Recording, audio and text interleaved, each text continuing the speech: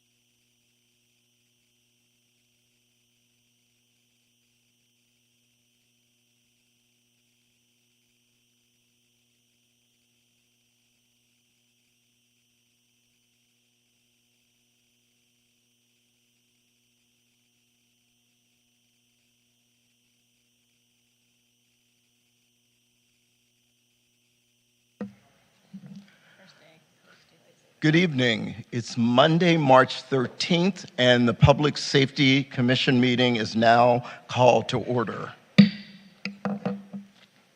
We begin by acknowledging that the land on which we gather, that is currently known as the City of West Hollywood, is the occupied, unceded, seized territory of the Gabrielino Tongva and the Gabrielino Kritz people. Now will everyone please stand for the pledge? And commissioners, we decided to do this together. I pledge allegiance to the flag of the United States of America and to the republic for which it stands, one nation, under God, indivisible, with liberty and justice for all.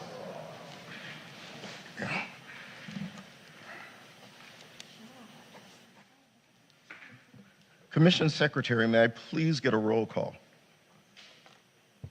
Commissioner Berger, Here. Commissioner Steele, Here. Vice Chair Balbone, Here. Chair Hallman. Here. Please note that Commissioner Oliver will be joining us later this evening. Thank you. Approval of the agenda. Are there any changes to tonight's agenda, commissioners?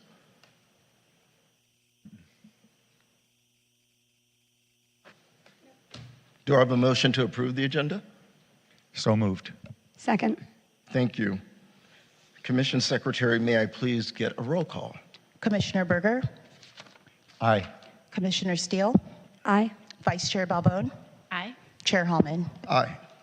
The agenda has been approved. Thank you. Approval of the minutes. Are there any changes to the minutes from February 13th, 2023, commissioners? No, Chair. Motion to approve. Second. Okay. Commission Secretary, can I get a roll call, please? Commissioner Berger, Aye. Commissioner Steele, Aye. Vice Chair Balbone, Aye. Chair Hallman. Aye. Minutes been approved. Thank you. Tonight is a very special and different meeting for us, but a very important one. It's a special study session on community listening on the municipal police Excuse me, force. Chair, I'm sorry. We have Mayor Pro Tem John Erickson who would like just to make a brief comment in the beginning before we get into the item, if that's okay. All right. Do you want to speak now? All right. All right. Thank you. I was on a roll. To think I appointed you too. What disrespect. No. I just wanted to stop by and say thank you to all of you who helped engage in and plan this weekend's active shooter and community safety event. That was really good. Danny did a great job. I hate that we have to have that conversation and have it, but the questions were riveting. I know a lot of members of the public who some are here enjoyed it, and I want to thank you because that's the type of stuff that you really see tangentially impact our communities. And how we can have another one. I also just want to take a moment of personal privilege to thank my good friend, Commissioner Balbone, Vice Chair Balbone, who has served this commission with such grace and esteem for so long. I know you have lots of great stuff coming up, and I was thinking about it because I was a Wizard of Oz head last week because I couldn't be in public, but Ruth Williams introduced us a long time ago, and there she is in the foyer, and it's just great to see you here, and I just adore you and think the highest of you, and I'm just really thankful to the diligent work you provide this commission, this city, and its residents, and so I just wanted to come give you that personal thanks because we don't get to do that often. So have a great commission meeting. I'm leaving now. Goodbye. Thank you, Mayor Pro Tem. So item 6 on our agenda, the special study session and community listening on the municipal police force feasibility study. The purpose of this meeting is to hear from the entire community and garner feedback on this item. We will be following the structured outline on the agenda as it relates to introduction, public comments, followed by commissioner comments. And commissioners, when we start after staff gives their report, I ask that you only ask questions first, And then later on in our agenda, when we have commissioner comments, you can make your comments. So at this time, I'm going to turn the meeting over to Director of Community Safety, Mr. Rivas. Great, thank you, and good evening, Chair, Vice Chair, Public Safety Commissioners, and members of the public. My name is Danny Rivas, and I'm the Director of Community Safety for the City of West Hollywood. As the Chair mentioned, this item involves the city's request for proposals process to select a qualified consultant to conduct a review of the city's current law enforcement contract with the Los Angeles County Sheriff's Department, and to provide a feasibility study to determine the cost and scope of creating a West Hollywood Municipal Police Department. However, I want to emphasize that as reflected in the request for proposal, this feasibility study would not constitute an official policy recommendation, but would serve to inform the City Council on how the creation of a municipal police department in substitution for the current contract with the Los Angeles County Sheriff's Department would impact service and performance to the community, as well as to the overall cost to do so. So over the last couple of years, there have been several conversations regarding this topic that have occurred with the Public Safety Commission and the City Council, and this examination initiative was discussed and funded as part of the city's current adopted budget. The request for proposals was released on October 17th of last year and closed on December 2nd of 2022. Some of the project deliverables reflected in the request for proposal included current, proposed, and optimal levels of service for a law enforcement program, effectiveness of the proposed municipal program compared to the existing Los Angeles County Sheriff's Department service model, and order of magnitude comparison as relates to services and costs. In addition, there was an organizational plan for the proposed program included in an organizational chart, staff projections, and an estimate timeline to transition between service models if further considered. In addition to that, there was an operational plan for the temporary increase of law enforcement or security personnel during major special events such as Pride and Halloween. Findings from review of our existing law enforcement services contract with the Los Angeles County Sheriff's Department, presentation to the public during the development of the report to gather feedback and input, and presentations to the Public Safety Commission and the City Council of interim findings and the final report. So the city received 6 prospective consultant submittals and established a diverse review team to evaluate the 6 proposals. The review team was comprised of staff who work as part of the city's Community Safety Working Group, which included David Wilson, our city manager, Christoph Schroeder, our Director of Human Services and Rent Stabilization, Christine Safriat, our assistant to the city manager, Jackie Rokel, our deputy city manager, and myself as director of the Community Safety Department, as well as 2 independent law enforcement experts, Sean Eldridge, who currently serves as the Director of Law Enforcement Services for the Center for Policing Equity, Matt Turigian, who is a retired Chief of Police and also consultant as part of the Community Safety and Wellbeing Strategy. So this team, after reviewing the written proposals, as well as interviewing the proposed consultants that submitted individual ratings regarding the consultants' overall submittal and responsiveness to the scope of work and deliverables listed in the request for proposal. As a result, Matrix Consulting Group was the highest ranked consultant that was proposed as a part of the review panel based off of the individual scores. And that was as a result of 7 of the 8 review panelists ranking Matrix Consulting Group as the highest amongst the 6. Matrix Consulting Group is based in California, and their project team was able to effectively present during the interview and written proposal an understanding of the West Hollywood community and important ongoing discussions related to community safety. In addition to that, Matrix Consulting Group also demonstrated their longstanding experience in public sector organizational analysis, particularly in law enforcement, data and financial analysis, community engagement, and project management, and has completed work in the past for the city and several Los Angeles County and California agencies, some of which contract with the Los Angeles County Sheriff's Department. In addition, their familiarity with the institutional processes and organizational structure of local and city county governments in California separated them from the rest of the prospective consultants, along with their strong commitment in using metrics not only based on current industry standards, but on emerging standards as well. Matrix Consulting was also the only consultant that offered to train and share their data analysis program with the city, which would allow the city staff for continual assessment of law enforcement operations.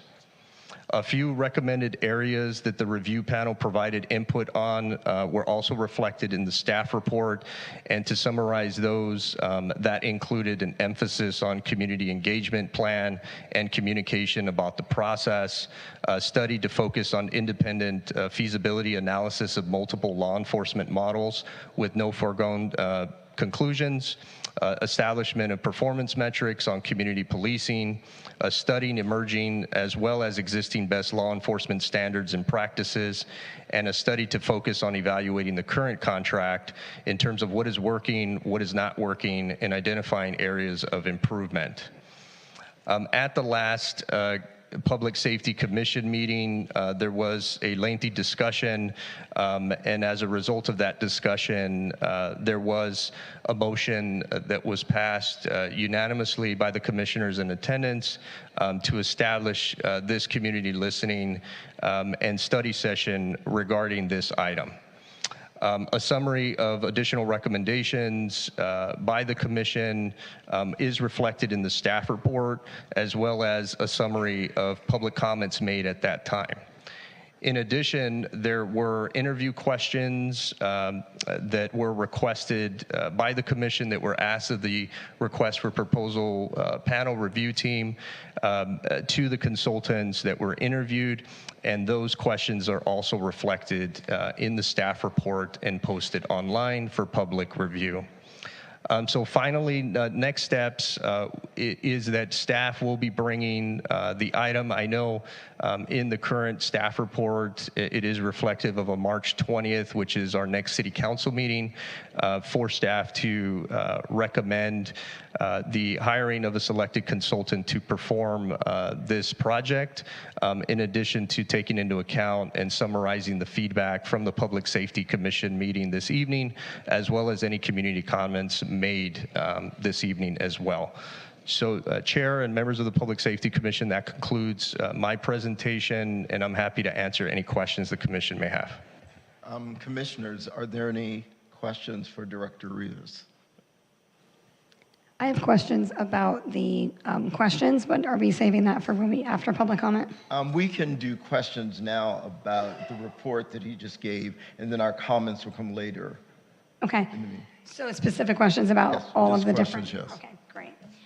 Do we have more information? I didn't see the body of work for Matrix in California. Can you speak to that information received, either the chair or Danny? I'm sorry, say that again. The body of work for Matrix in the state of California. You mentioned the state of California a few minutes ago. Can you talk more about their work in the state of California? In terms of like the cities that they provided. So I do know just in terms of the reference checks that we performed, specifically with cities that we had reached out to that are here in Los Angeles County. They had performed a report for the City of Los Angeles Police Department, so we did reach out to them. And then separately, we reached out to the City of Commerce, and that city specifically does contract with the Los Angeles County Sheriff's Department. So we did reach out to both of those cities. In terms of the rest of the list, I know it is reflected in their request for proposal submittal. I would have to look at the staff report to tell you, and just give me a second. So I know attachment B, so I could review that and I'd be able to answer that because I know it does reflect a number of cities that are in California. Okay, thank you. And then in terms of Los Angeles, do we have a copy of that report since they did a report for the city of Los Angeles? We do not have a copy of that report, no. Is that something we can request?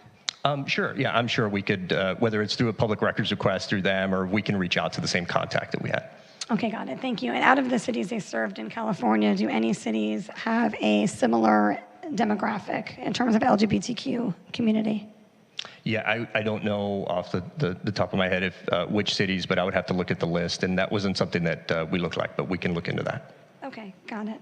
And then the only other questions that I have was I was hoping to get more of a picture of the answers and the responses from these submissions. So for the questions that you have listed here, and thank you for providing these, for these questions, is it possible to get some feedback from yourself, and obviously I know the chair was there as well, on those answers, and what about the answers to those questions swayed the decision or kind of lent itself to the decision of the panel? Yeah, I can't speak for the chair, obviously, Sure. but yeah, I would have to look at my notes. I don't have my notes with me, but I could access that, and certainly capable of providing and summarizing to the best that I can at this time. Okay, maybe Chair, during your comments, you can share with us a little bit about your experience with the. My experience, I'm going from my recollection, because again, I don't have my notes. I felt we were a diverse group of individuals. I think we all asked very pointed questions. For me, being a Black queer man and a 35-year resident of the city, I focused my questions in that area. Yeah, I'm not asking about the panel makeup. I'm asking about the actual answers to these questions. So can you share with us your feedback on these questions from Matrix? And I'd also like to hear more about Maroon Society, if that's Yeah, possible. well, like I said, I would have to review my notes and go through all of that, to answer, those questions. So I think we should, I'm happy to, provide that at a different time to you. Okay, so we're not going to get any information tonight regarding what answers were received by the panel that led to the decision and the selection for Matrix. I thought that was part of the dialogue. My understanding is the request for the questions that were asked specifically in terms of garnering all of the responses that individual review panel members made.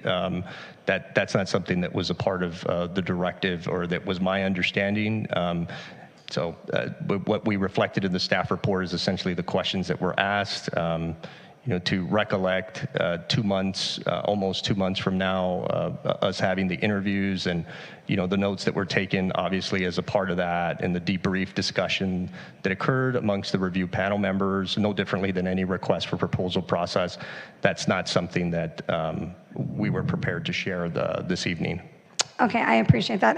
As you know, I don't agree with that it was a diverse group in the sense that not just of the makeup, but there was a majority of staff. There wasn't anyone with police accountability with the metric of DEI and LGBTQ intersectionality, and I think we've missed a beat on that. So that was my issue kind of at the start, and I was hoping to get a little bit more clarity on the decision, but I guess we can all just talk further. You know what I will say, when we did have our meeting to go over the agenda, and the agenda was presented to us, you could have asked that at the time, and I'm sure we could have made sure that those things were provided. I mean, we did look over the agenda for tonight, and I don't recall you asking or saying that you wanted more information. Sure, okay, that's fair. I just assume if I'm asking what the questions are, we were going to have a dialogue about the submissions, and that would include some general feedback overall. I'm not asking for specific pages of notes. I would imagine that we would have some thought about making a selection and what their responses were, and some memory of the dialogue with the group that were paying hundreds of thousands of dollars to. I thought we were going to have more of a dialogue about that, but we can just go through and. Yeah, well, like I said, again, you did not raise that question when we met, so staff has prepared the agenda as it reflects, and I think we need to move forward. And I am very happy to see so many people here from the community. I'm a firm believer. I think it is important that your voices are heard. When we recently had the Neighborhood Watch Captain meeting on Zoom, I encouraged everyone to come because we want to hear from you. And tonight is a very special meeting. We've set aside everything else on the agenda so we can focus on this and listen and then make our recommendation to council. So, Director Rivas, are we ready to move forward with public comments? We are, yes. And I'll turn it over to our commission secretary to start announcing those folks that are in the city council chambers that wish to provide public comment at this time. Okay, so the first speaker we have is Annie Jump Vicente. You will have 3 minutes to speak. Oh, wow. Okay. Cool, 3 minutes. I just want to say that I don't think that this audience represents the city. They're almost entirely white, maybe like 20, 30 people here. One person in the audience is black. The city council, I don't think, two, my apologies, I didn't get a full view. The city council does, this commission, my apologies, does represent a decent amount of people in the city, does not represent trans people, just doesn't. Now, with all that being said, the first people that are on the scene are the residents. We've actually heard in city council meetings, literally one comment right before mine, where block by block, or this citizen witnessed a trans woman being abused by her boyfriend. And this man noticed that block by block was standing there not doing anything for minutes on end. What, were they even calling the police? No. So what this man did was he approached the situation, helped this trans woman out by giving her the bear spray, and the dude backed off. That's in a public comment. His request after that was more law enforcement. But why? He resolved the situation. Why do we need to throw money at a problem like that? Number one, and I only have half my time, my suggestion is to have a three-pronged unit. It's first, emergency response de-escalation unit. What else is there to do at first response? Are you going to approach a violent situation with violence? What comes out of that? The next should be a separate investigative unit, maybe going out with the de-escalation unit. But then after the investigative unit's done, then they go get a warrant for the arresting arm. I don't understand how that's complicated. Police should not do all three. End of story. Okay? I'm sitting in front of you, and you all know what happened to me when the police illegally arrested me in my home, and now my shoulder is jacked. I can't do certain activities. Thanks. There's a case study that you could look at, Camden, New Jersey. Please fact check me in all this. As a former New Jerseyan, I do know that they did fire the entire police. Camden, New Jersey was riddled with crime. They fired all the police, and they intensely investigated every single police officer for an interview back and only hired the good ones.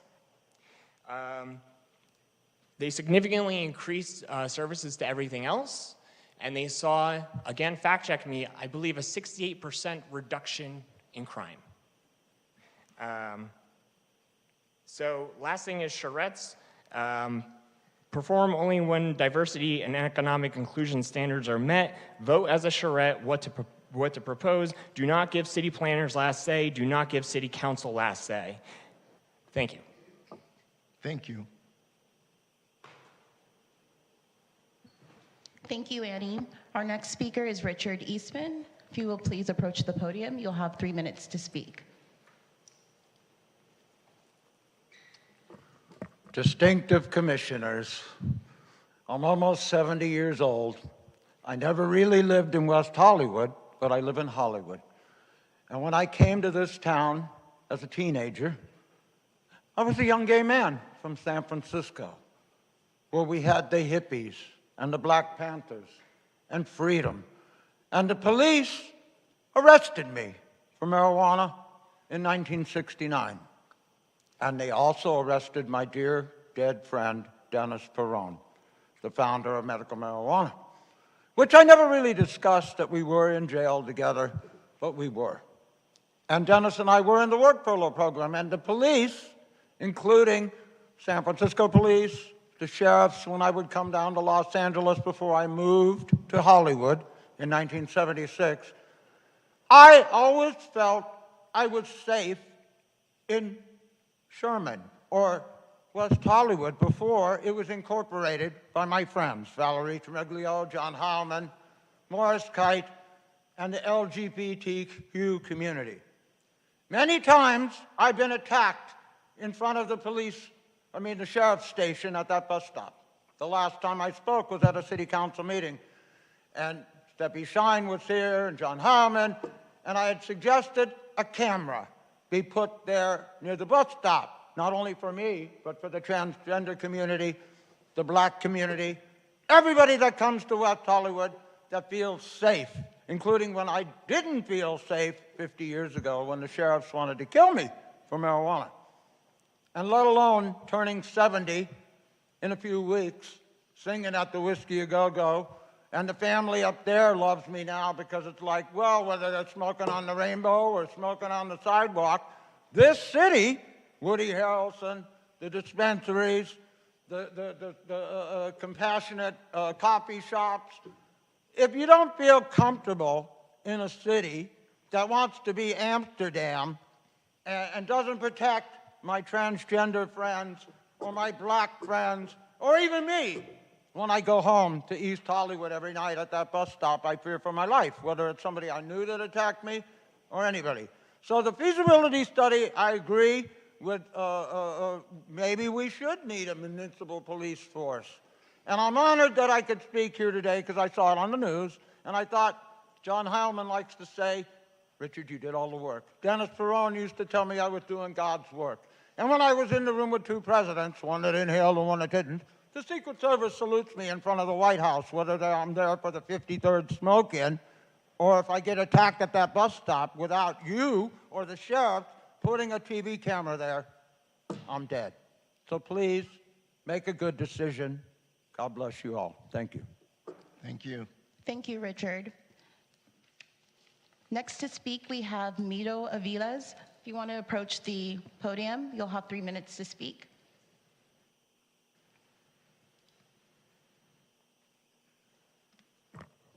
Hi, good evening, everyone. Commission, Danny, everybody. My name is Mito, and I've been a resident of West Hollywood for almost 20 years. I'm a Social Justice Task Force founding member and the Arts and Cultural Affairs Commissioner, one of them. I'm here to share my recommendation regarding the recommended proposal for the consulting team who would be guiding the city in creating our own police force. My recommendation is to bypass the recommended consulting team, Matrix Consulting Group. Already as it is, we're having issues with our own police contract with the LA County Sheriff, and their lack of oversight and implementation. I say this from firsthand experience, but also as a collective message from the constituents at large who have had similar experiences with the Sheriff's Department in the city of West Hollywood. As one of the founding members of the Social Justice Task Force, we worked hard to come up with a roadmap for accountability within different sectors of our community where we felt there was a need for improvement, and one of those, and will continue to be, public safety. For all constituents, importantly for marginalized Black, Brown, Indigenous people of color, and the LGBTQ community. To ignore the work of the Social Justice Task Force, a group of BIPOC individuals who bravely and diligently worked hard to bring to the table discoveries that needed to be addressed in the city of West Hollywood, would be counterproductive and a waste of time and resources. It would be performative and frankly malicious.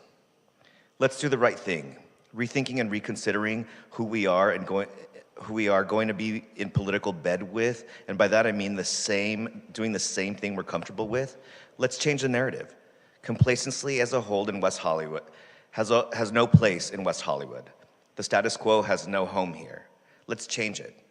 Considering the amount of inclusion and diversity discourse we pride ourselves on as a city. This isn't about being an activist, it's about having common sense, and rather than having rhetoric, let's create action. Let's let go of consulting companies that do not serve the betterment of the city. Ask ourselves, where do their politics lie and whom do they favor? Let's not consider them I challenge the city to let go of the consultants that do not serve the utmost for our community. Let's align ourselves with teams that care and are compassionate and empathetic. After research and review, the consulting company that makes sense to me is not the one that is being considered. It's the one that's being overlooked. This is why I urge the Public Safety Commission, along with the City of West Hollywood, to consider the Maroon Society as the conclusive and diverse consulting group to spearhead the feasibility study for our potential police department. Thank you for your time. Thank you. Thank you, Mito. Next, we have Zakia Wright to speak. You'll have 3 minutes.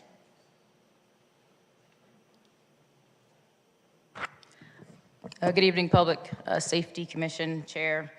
To address a point that was misstated earlier by Chair Hallman, that the information wasn't asked for. Commissioner Still asked for it. I asked for it. Someone even suggested that night having all of the RFP folks call in so the public could actually ask them questions. So it was a bit more than even asking for the responses. It was asking for more information about the process. It seems to me that everyone that gave comments that night had a common issue with it. It was the lack of transparency. And that was whether they agreed with the issue or not. Everyone said, well, what happened? There was no, transparency in the process. There was no opportunity for the public to have an influence on the decision. All we have is a recommendation by staff for the Matrix Society, made up by a committee of folks that no one even knew was being assembled, that was represented majority by staff members, sending out an RFP that had no envisioning, no language, none of the guidance provided by the Social Justice Task Force.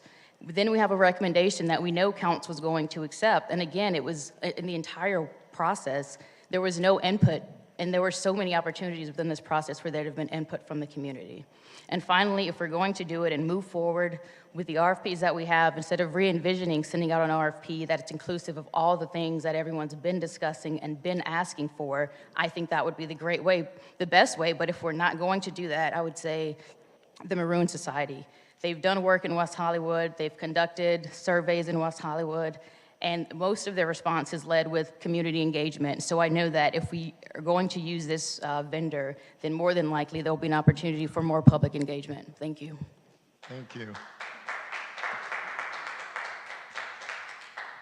Thank you, Zakia. Our final speaker is Adam Iramian. If you could please approach the podium, you'll have 3 minutes to speak.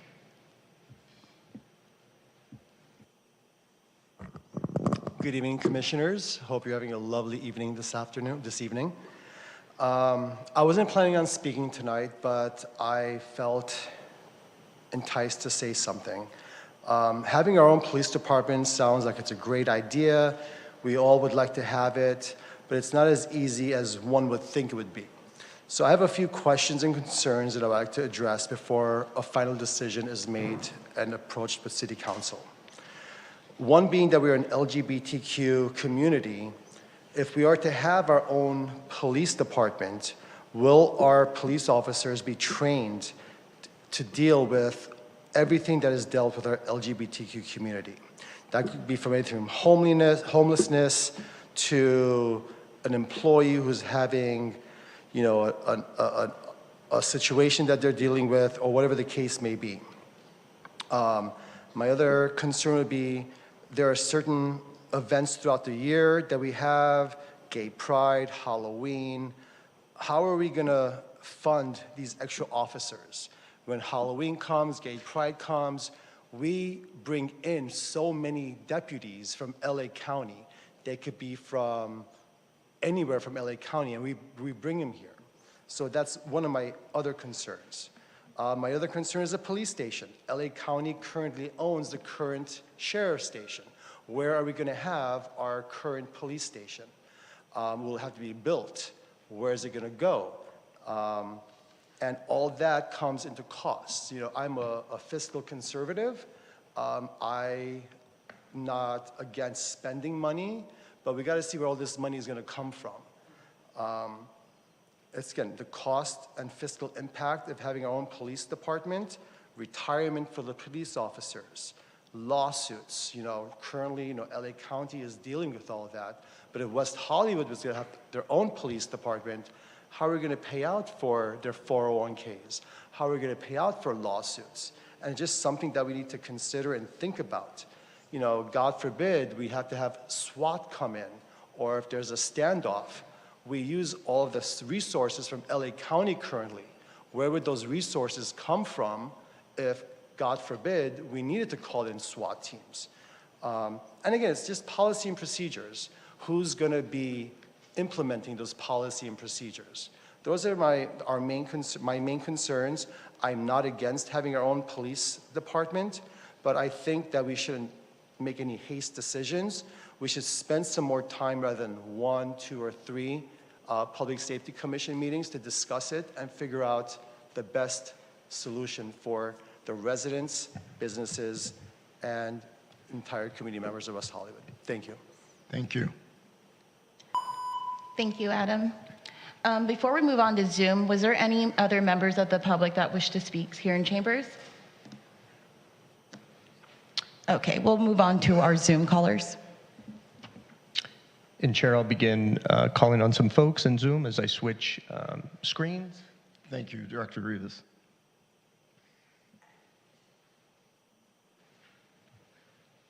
Okay, great. The first speaker I have with the telephone number ending in 9416, Elise Eisenberg. If you would please unmute yourself by pressing *6. Please state your name and the item, and you'll have 3 minutes to speak at this time. Okay, Elise Eisenberg, City of West Hollywood. I'm calling because I don't know why we're spending this money on consultants, but it has been brought before the city on a number of occasions before, I believe including voting for it by the public, and it has been rejected. With a lot of the reasons that the previous speaker just mentioned, the costs, where are we going to put them, the investment in infrastructure, but more than that, I think that this is an issue, even before discussing it with hiring a consultant for it, it should be put before the public. I have absolutely no confidence that our current city council can manage their own police force. I'm afraid it would become a political process. And as we have seen in the past 2 years, there are members of the council that have used things for a personal basis, and I think that is extremely alarming. It is simply not something that a small city like this can manage with all of our big outside events. We would be having to contract out for a lot of the support, and I think it's going to even be a problem recruiting people. I submitted a letter to the city outlining the reasons why. Because even Beverly Hills has had trouble hiring police officers because of the general defund the police movement. There are people that simply don't want this job anymore. So, and I think in terms of training and supervising, this city doesn't have the expertise to do that. So I would reject even hiring a consultant at this point, or not without further outreach from the public in terms of voting for whether this is even something that the city should even consider. Thank you.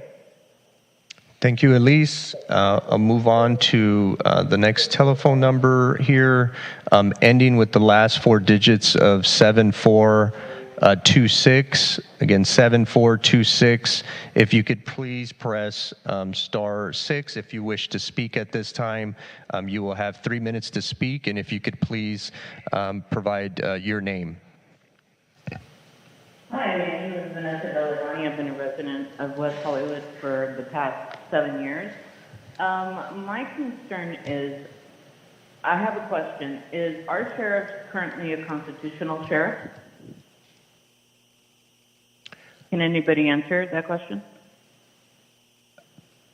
Ms. We're not able, the commission's not able to respond back to you at this point, but if you could please provide your comment.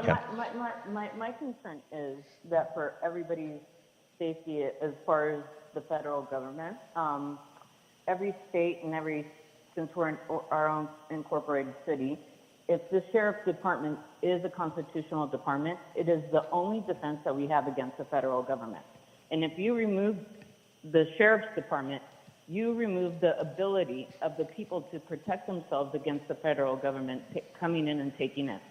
They're the last defense of any public safety, of any intrusion of our political system that we see here. I've been living here and I've seen crime go up 167%. I've had my building broken into 4 times, and I live right by La Cienega and Santa Monica Boulevard. I cannot wear my watch out. I've seen people been held up with guns, and the people on bikes do nothing. That's a waste of money. I totally wholeheartedly believe in accordance that the people should be able to vote and not the council, because there's a lot of politics going on. And I don't even feel safe. I rarely go out anymore. I just go to the supermarket, do my job, and come home. So it's not, I mean, and I'm a gay woman, okay? But there has to be certain safety and certain protocols. It just can't be only one-sided. There's a lot of people in the community here. And I firmly believe that a sheriff is much needed. And like the previous caller said, I don't believe the city council could do the job, or they're too political. I'm sorry, that's all I have to say. Thank you for listening. Great. Thank you, Vanessa, for your comments. Moving on to the next phone number, ending with the last 4 digits of 3554. If you wish to speak at this time, you would have 3 minutes. Please press *6 to unmute yourself and state your name before providing public comment.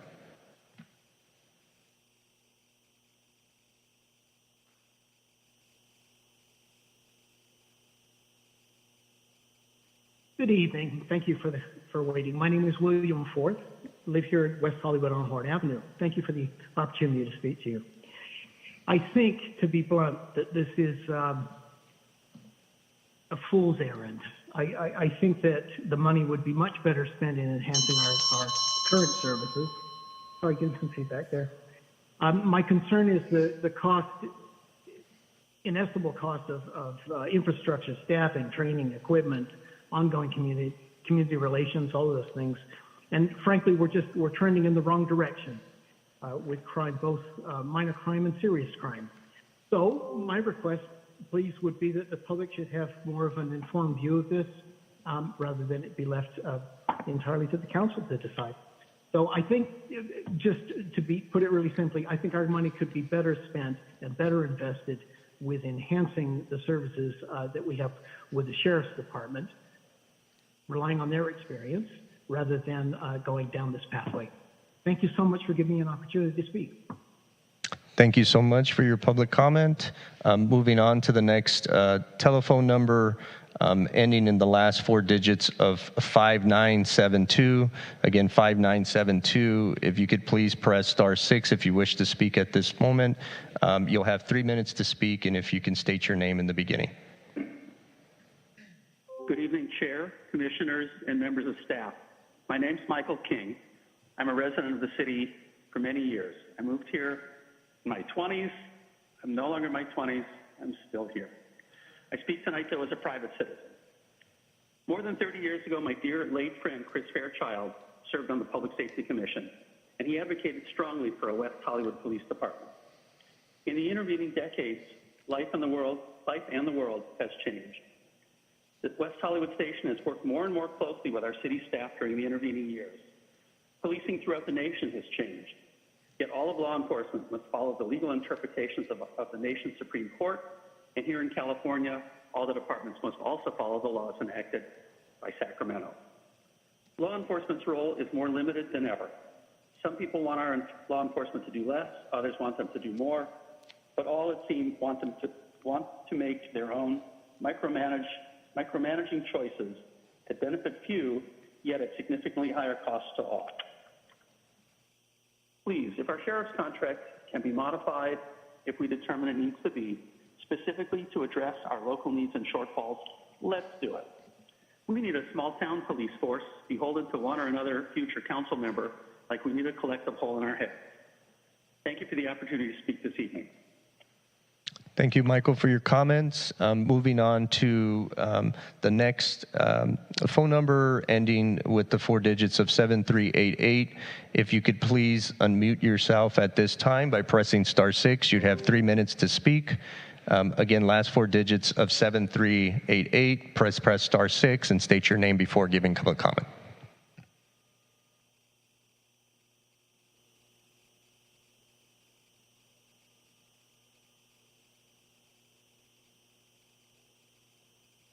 Hi, Larry Block, West Hollywood.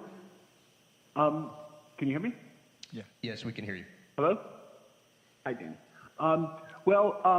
It's great to have a lot of game plans, but we should give a chance to one game plan that has just been enacted. We just made a plan to reduce the sheriff deputies by a couple and add the block-by-block ambassadors.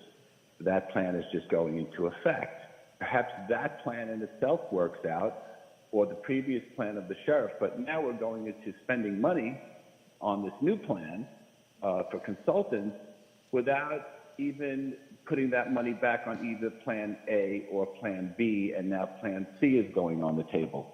If you're a business owner and you sign a paycheck, you're going to certainly know that it costs less to use a payroll service than it is to hire somebody yourself to do the payroll.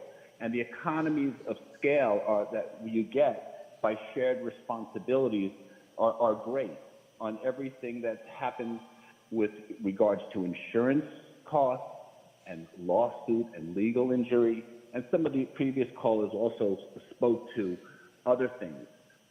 But there's also costs that we would want to have. If we want to have the best sheriff's department, we're going to have to fully equip with them all the body armor that's necessary and all the cameras too. So to base our cost structure on some intangible asset, it's definitely going to be more than the $500,000 we may have cut from the budget, or what they need to secure what we need to use all their assets. And then we're going to try to build our own little house all by itself that City Hall controls, like code compliance. Does that get enforced? And other things, parking, other things, other problems. So we're biting off a little more than we can chew, I think, with this. It's a waste of money. It's a waste of time. It's a waste of energy and thought process when all this can be put towards how we can utilize what's happening right now with block by block being implemented. Do we see any results the last 2 months? Can we talk about what's going on? Can we talk about what's needed with active shooters and the threats that go on with an active shooter to our community, instead of trying to bite off more than we can chew with our own police department? So thank you for your time. Thank you, Larry, for your comment. Chair, that is all we have in Zoom. However, we do have one additional speaker here in City Council chambers. Steve Martin, if you could make your way up to the podium, you'll have 3 minutes to speak.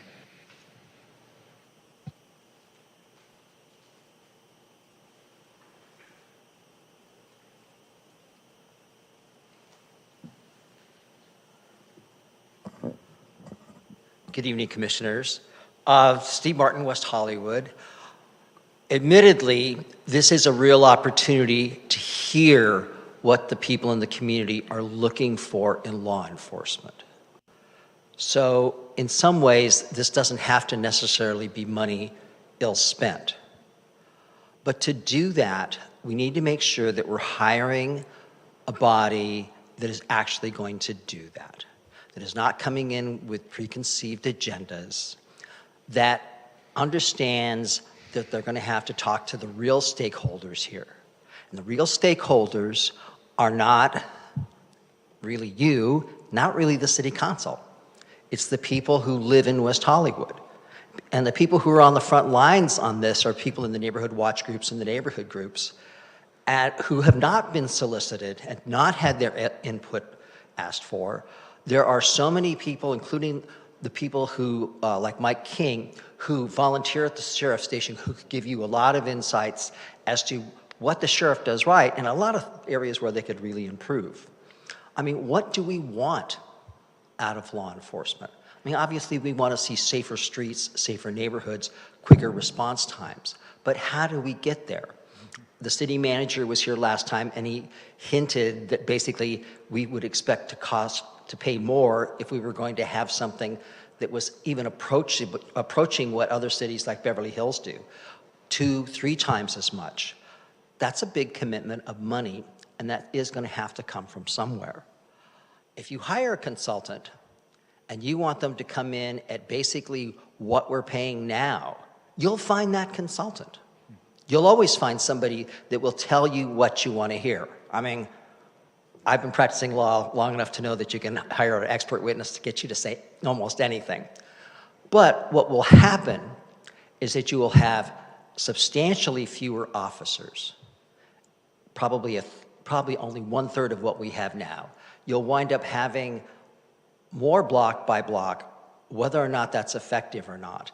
And we'll throw in a smattering of mental health outreach workers that will have, I suspect, rather minimal impact on crime as people are being assaulted over the weekend. We're not going to be nobody's going to call a mental health worker when you're being held up at gunpoint. Nobody's going to be calling a mental health worker when you're being kidnapped from the Abbey. That's just the reality of things. When we're witnessing homeless people looting our stores, we know a mental health worker isn't going to help because those people aren't going to stop because they're not going to be arrested no matter what. But we really need to look at whose agenda is this. And as long as we're working at a neighborhood agenda, maybe we'll be fine. Chair, that's a final speaker at this time. Additional speakers in Zoom? No. So we can move on to commissioner comments. Director Rivas? Yeah, that is correct. All right, thank you. First, thank you to everyone in the community that spoke in chambers as well as through Zoom. Again, I feel it's very important as a resident that your voice is heard. So, commissioners, does anyone have any comments?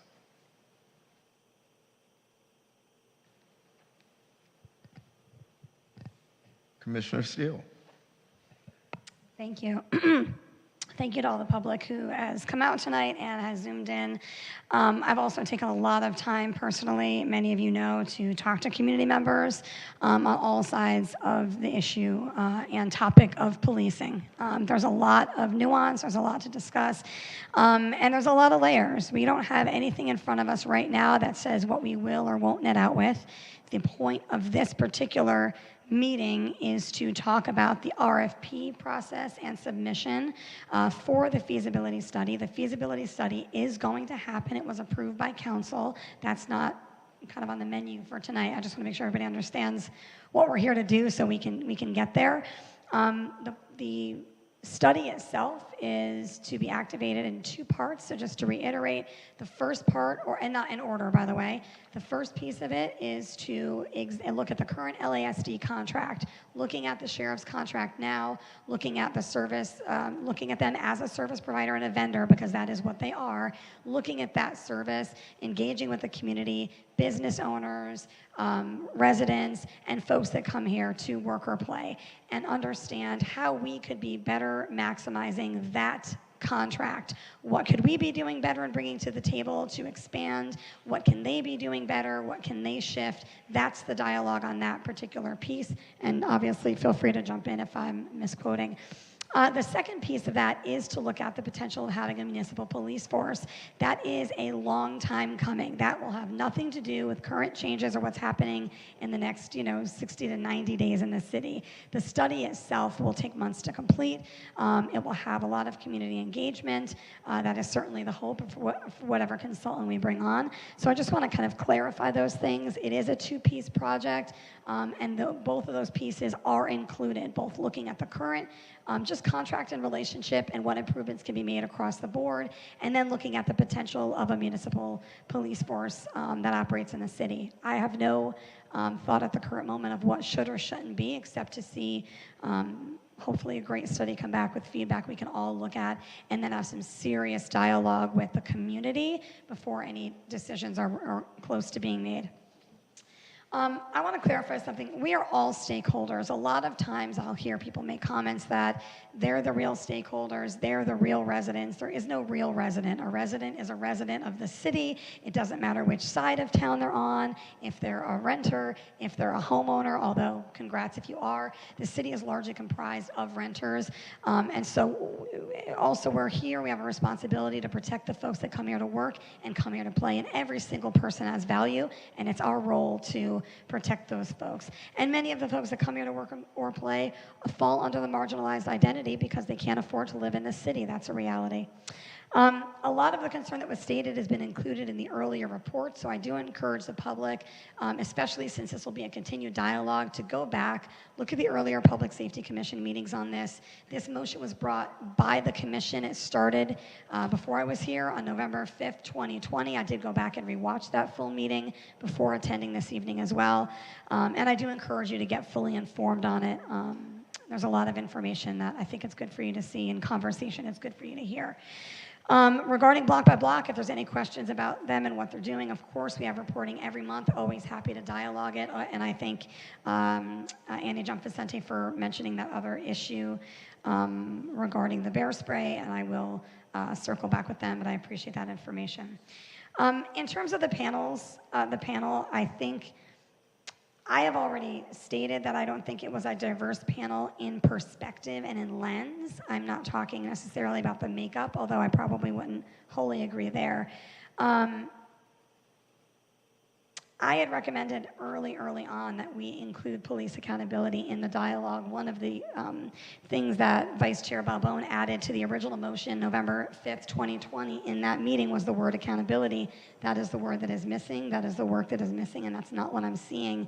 I am seeing it in the Maroon Society, but I'll touch on them in a second.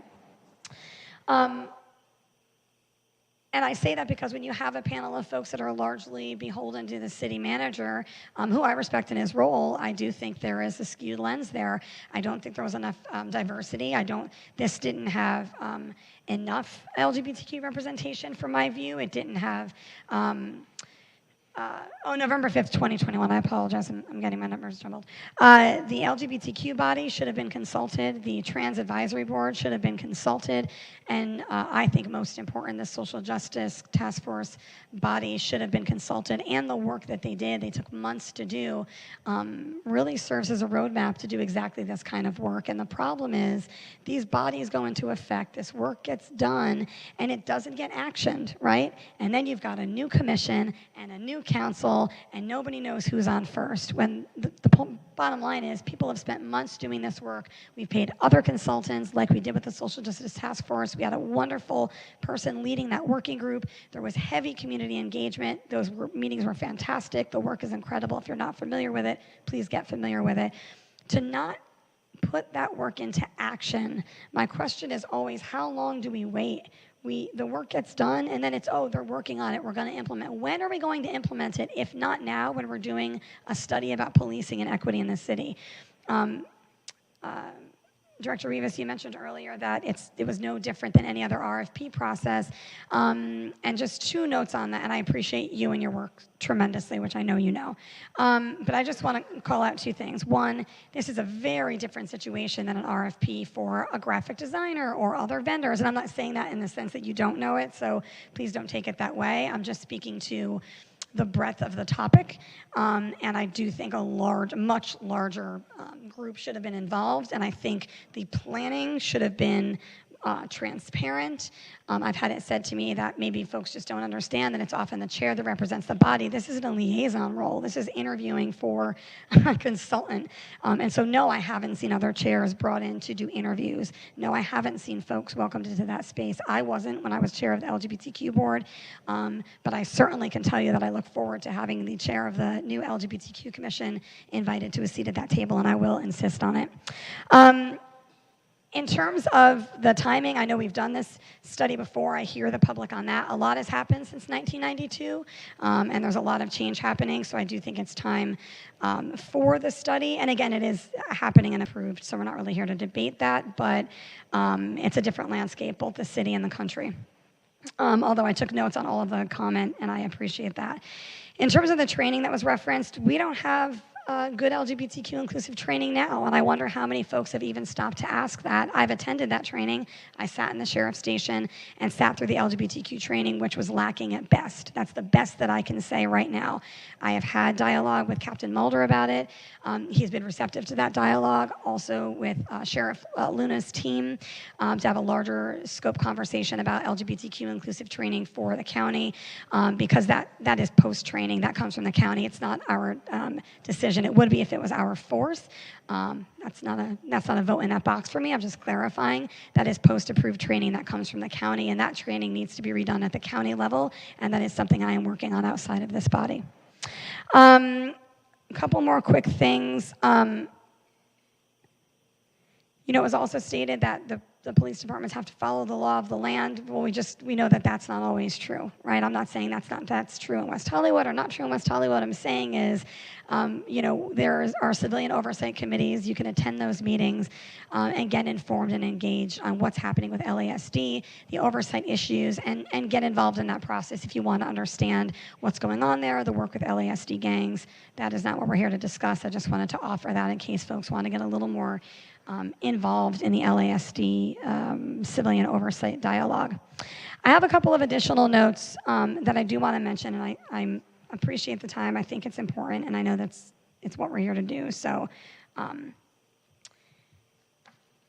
regarding these submissions, I want to point out a couple things. And again, getting feedback from folks across the board in the community, folks that are very happy with our current service provided, folks that aren't, folks that think it can use a little freshening, and folks that want to see it shifted altogether.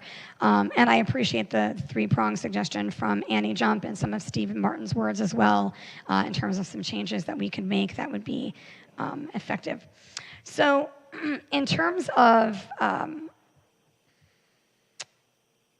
the other thing that was mentioned that I wanted to refer to, I apologize, Director Rivas, when you mentioned that this isn't no different, we have a study happening in the city right now from the CPE, which everybody in this body has heard me speak about, that is not being done with equity. It's 43% plus LGBTQ in this city.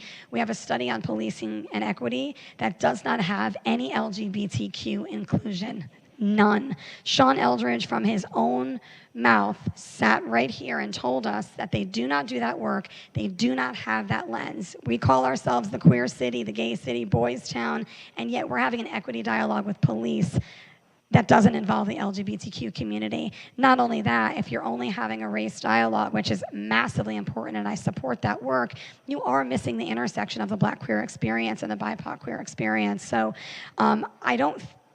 that is why I'm reticent to just say, yeah, I'm sure it was all done, because I've seen it not be done. It's actively not being done. In addition, that study has taken way too long. We've had not a single result. I think at the last meeting, the update was they spoke to 24 people in that period of time. It's beyond subpar. So if it's about rolling out money in a budget that's already allotted, let's spend the money and get it done right, and get it done by somebody who knows how to execute it and does it in the fullness of respect to all of our residents and visitors. In terms of the matrix, I'm going to get into some of these deets. All of the individuals listed are, I presume, cis men. 5 out of the 6 are white men. They do not have representation. They just had another gentleman that was brought on who is a Black man. That was very, very recent. And there's no gender diversity. That shows an unconscious misogyny and a blind spot, and it is a concern. We have a city that's about to roll out a month-long program for women's history, celebrating the women in this city, and yet we're looking at a team that has 0 gender diversity, and that is a massive blind spot for everybody involved in this process. How can we expect a team that has that lens to see the blind spots that perpetuate harms in this city? The approach feels 100% analytics and removes the human impacts by the institution of police. That's extremely important. Not a single person on the team is based in LA, and I think we need more local needs and eyes. We also are looking at a team that has zero DEI background and lacking diversity, so I'm concerned about that right out of the gate. How can they possibly understand the underbelly of institutional racism as it relates to policing and its correlation there? I'd love to know examples. I don't know if I'm going to get them, but I'd love to know some examples where the Matrix specifically, that group has done work in reimagining safety that centers the most marginalized and most impacted. Would love to know a little bit more, so I'm just hoping maybe we can get some feedback if we can recall. And that all of this was not included in the CPE study, which is why we are where we are with that study. And I know that study was enacted before Director Rivas was here and before some of the folks were here on this body.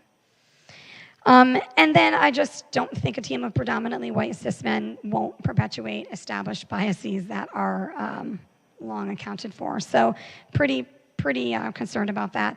I do want to mention some things about the group that I think we should select, which is the Maroon Society. The Maroon Society is the best qualified. They have knowledge of the city of West Hollywood, social services, and the safety needs of the specificity of West Hollywood.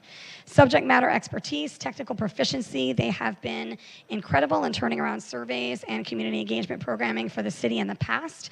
And I have no doubt they would be able to execute this with excellence. They already have established relationships with the necessary parties. I think that will help streamline some of these processes as well and not reinvent the wheel with someone who's having to learn about our city. I also appreciate, that they fully understand the landscape. Their foundation is based in Los Angeles, which means they also have a huge understanding of LA County and law enforcement in Los Angeles County, and that is what we're here to look at. And the focus is on projects at the intersections of public health and criminal justice. All of the work that they've done is public health and criminal justice. There's a lot of intersectionality there, and I think that's an incredible body to go into this work with. They evaluate how LAPD responds to 911 calls for domestic violence survivors. They evaluate and recommend resources of allocation of LAPD officers conducting decoy operations to enforce tobacco sales to adolescents, studying LAPD's gang reduction and youth development program. This is already a part of their body of work. It's already part of their wheelhouse and something they have expertise and experience in. These experiences, combined with our extensive knowledge of and work with the West Hollywood government staff, which is also incredibly important, that they have that working relationship and knowledge with the task forces, with the commissions. I've seen them come to the bodies. I have seen them take the time.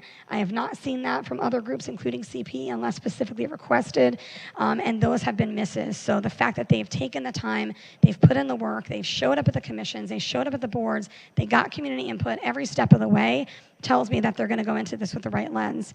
In addition, they've got decades of experience advancing social justice and equity through law enforcement leadership roles, training and consulting, and the outreach and engagement sets them apart. They've got a massive amount of survey experience and really solid execution with community engagement. So there's a lot that we pulled from, and a lot of that is from their submission. So you may have read that as well. They have some gender diversity, so I will give them a shout out for that. I really think that we'll go into this doing the work with all of the parties involved and have a really good mental health resource background. I just think we have to cover all of these things. It is part of the purview of this body to protect the most marginalized. That's literally in our work plan and our mission. And so we can't leave these pieces out when it comes to this work. Thank you. Thank you. Any other commissioners have comments? Commissioner Berger? I'm just really happy about the residents this time that came out here, and I hope that you guys will comment again in the second public comment after you hear our comments. But it's really, thank you all for coming out here, because you're the real residents that really live here this time. There's something that I want to bring up, and thank you, Commissioner Steele, for refreshing our memory about how long ago this study was determined to even happen. That's November 2020. That 2020, that's a long time ago. So much has changed since then. So much has changed. We have a new community safety director. We have Sheriff Luna that just got voted in, and he ran on reforms.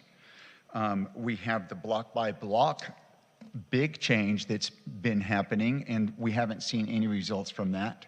We haven't seen any results from the CPE yet. We hired them. And we've got a new captain. We have the behavioral health units. And so we have the social justice task force. We have all of these things that have totally changed by now. And we haven't given a lot of those things even a chance to see what they are what's going to happen. It could take a couple of years for the new sheriff to implement some of the things. He was at or 2 days ago. He was here for our meeting. He was here for at the dialogue with the deputies, and I got to talk with him. He remembered me from when he was here before, and same with Chair Hallman. So he cares about this community, and he is really listening to what we have to say. So I think what I want to suggest, and I'll make a motion after you all have a chance to weigh in, but that we suggest to City Council to scrap this thing altogether. That's $199,000, is it, that we're going to spend on something that everything has changed. Everything has totally changed when that was voted on. We have a totally different City Council now. So that's what I would hope, to let them redecide if they want to now. But I just think that this is old. It was decided a long time ago, and so much has changed, and so many, like Larry Block called in and said, we've got all of these things that we're trying. Why don't we let some of those things have a chance to see what happens with them, instead of spending the money on this, spend it on the behavioral health teams, spend it on so many things that we can spend it on now. Can I respond? So, first of all, we're moving forward with the feasibility study. You can make a motion, but we are here to execute this process, make a selection, and execute the study. The entire world hasn't changed since 2021. What has changed is the need for accountability, the need for a look at the contract, and the need for those pieces. None of that has changed, and so I'm not in favor of that. And since you mentioned Larry Block, I'm going to take a moment to say this. Larry Block, do not text me. Larry Block is texting me during a meeting, and his comment is, the Jackie Steele Show, way to not give anybody else a chance to speak. I am not here for your misogyny. I am not here for your bullying. I am a commissioner that was appointed to this body. I have shown up. I have done the work consistently, and I will continue to do it. So loud and clearly, do not contact me. Thank you. You can contact me through my commissioner email only. Commissioners, any other comments? I have some comments. This topic has been hotly debated by this community, and we don't all see eye to eye on it. That's just a factual situation. What I have seen us do, and the part that when I reviewed these proposals, struggled with is, we've got the Center for Policing Equity, that we're waiting for that information back. We have the Community Safety and Wellbeing Strategy, and we're waiting for that information back. And now we have a study that's meant to look very specifically at forming a police department and assessing the current police department. I struggle with these proposals because some of them did just that. Maroon Society is trying to wrap all of those things together. And as a fiscal conservative myself, I look at their proposal and it's $363,000 because they're trying to do all of those things.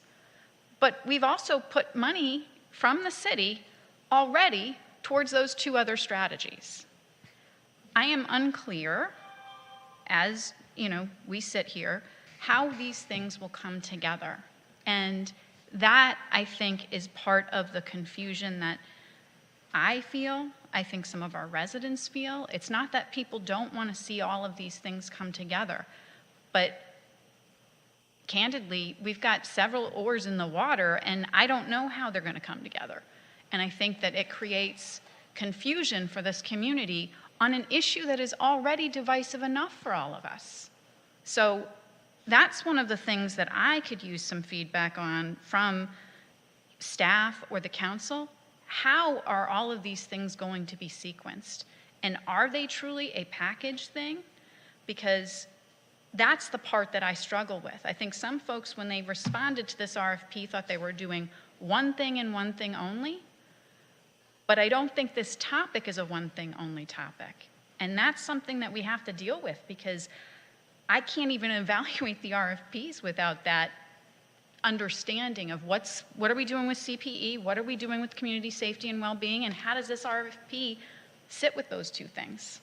Because if it's just meant to evaluate the police department, I'd have one answer. If it's meant to wrap it all together, I might have a different answer.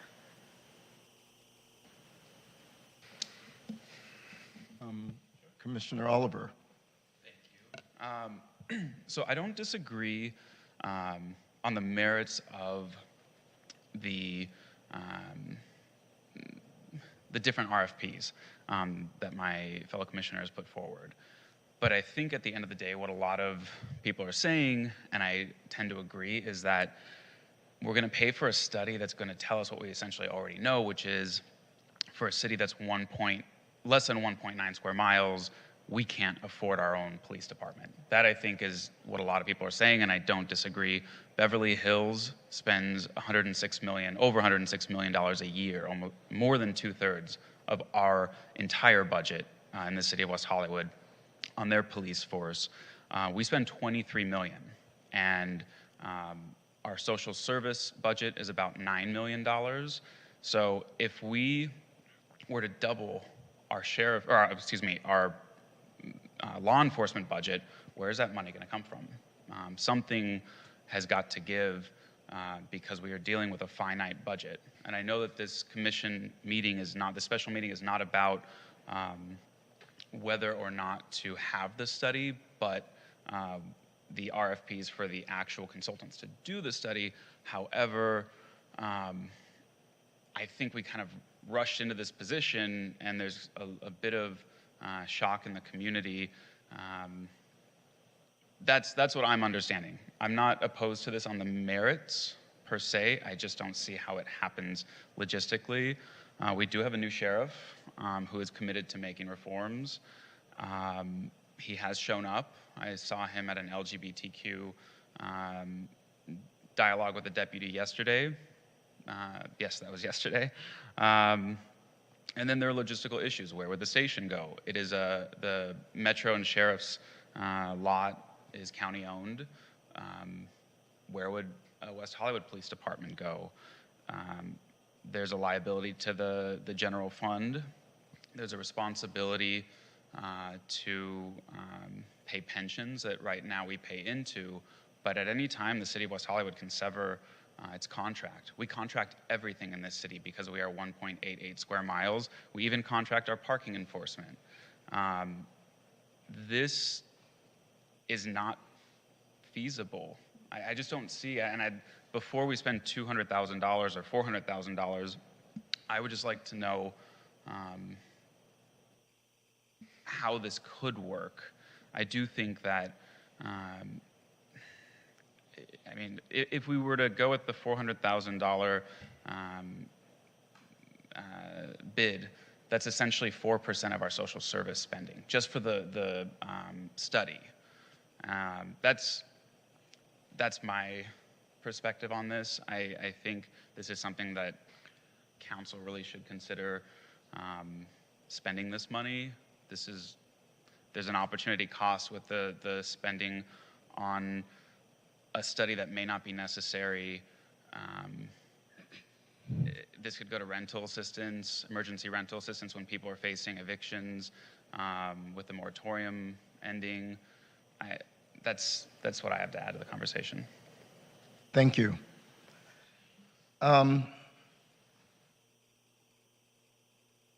I know we will take under consideration all of the public comments and concerns.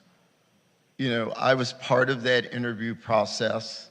I'm very proud of the work we did, the work I did, my contribution. There are a lot of questions that need to be answered. When we decided we were going to have this special meeting, we also agreed that there would be a meeting before to discuss the agenda, which obviously would include Director Rivas, myself as chair, and typically Vice Chair Balbone. But she deferred her presence to you, Commissioner Steele. So when we met, the agenda was presented to us. So it was very, very clear what we were going to discuss. And a very wise person said to me, who used to run public safety, they said, you know, sometimes if you have questions to ask, there's nothing wrong with having a sidebar with the individual so they're prepared. Because if they're not prepared, you're going to have to wait. So I feel at that meeting, when we reviewed the agenda and Director Rivas asked us if we were good, we both agreed that was your opportunity to say you wanted to see some additional things put on the agenda for this evening. So I'm not done. I know you're not. So I would like to think you weren't intentionally trying to hijack this meeting and throw things in to catch everyone off guard. I'm just not, I don't want to think that way. But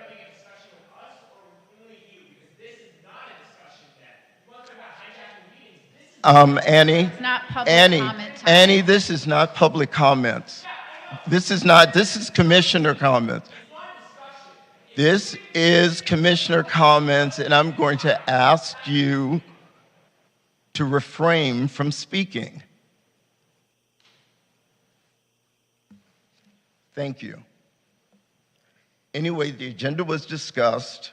We all thought we were on the same page. I'm sorry you feel you didn't get some of the questions answered that you wanted to have answered, but it just would have been nice to get that heads up in advance so staff could have made that part of our agenda. I think Director Rivas and staff do an amazing job. I'm very happy with the way they handle this, but I just feel it was very disingenuous of you. Okay, I'll respond. There's a lot we can unpack that happened in that meeting, but I won't. I did ask very specifically in the last meeting where we were all here on the dais to have this dialogue to understand more about how the decision was made. I am to name call, which is the second time in a matter of 2 weeks you've done that, it's blatant and unnecessary. It's just unnecessary. You don't like that I'm challenging something that you had a part in deciding, and that is unfortunate, and I'm sorry that you feel that way. I don't agree with the decision. It is based on exactly what I've brought to the table in the previous meeting, in the follow-up dialogues, and in this meeting. So I don't know what's disingenuous about having the same dialogue and expanding on the same thing that I've said repeatedly, or why that would lead to such a juvenile response. I just don't understand it, and I think you're better than that, and it's really unfortunate that just happened. Well, I think you and I have agreed that we disagree on a lot of things. I'm fine with that. We don't all have to agree on things. Moving on, Director Rivas, as a commission, do we need to discuss on some of the things that we would like presented to council as a body? Absolutely. I think that would be very helpful to summarize. I know there was a mention by Commissioner Berger in terms of potentially you're considering to make a motion, but we can certainly add and all of the input and feedback that each of the commissioners provided. If a commissioner wants to make a motion, if you want to kind of go over and summarize, like we've done on other items, I think that's very helpful. So that way we can make sure, right, from a staff perspective, that we have everything that we need to incorporate as this item moves on for consideration to the City Council. So we can certainly do that, and it would be extremely helpful. Thank you. I'd like to propose before we get into motions. Just the idea of, I think one of the things that is so frustrating is I think there are times when the city does a job of listening to residents and tries to enact things. What I don't think we do really well is weave those things back together in form of policy. And that is a concern because we do have several things around this space and in this area that were intentionally put in place by people trying to hear and respond to residents, right? Those things include the Center for Policing Equity study. They include the Community Safety and Well-Being study and framework.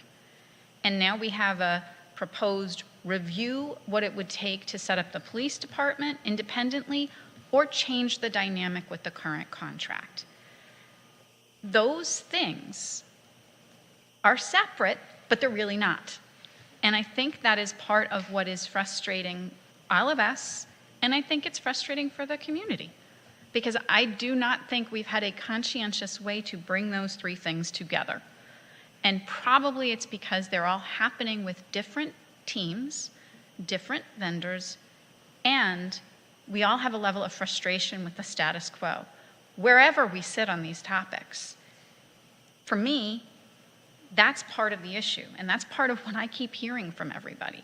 And it's very real, and the frustration levels are very real with where everybody sits, but it's not that individually people aren't always being heard. I'm sure that happens too, but there's some very well-intended things that this city has done to try to listen to everybody. We just haven't done a great job of weaving it all back together. And for me, I can't in good conscience come up with a strategy that says, look at this, without making a recommendation that those two other things have to happen if we choose to move forward with this evaluation.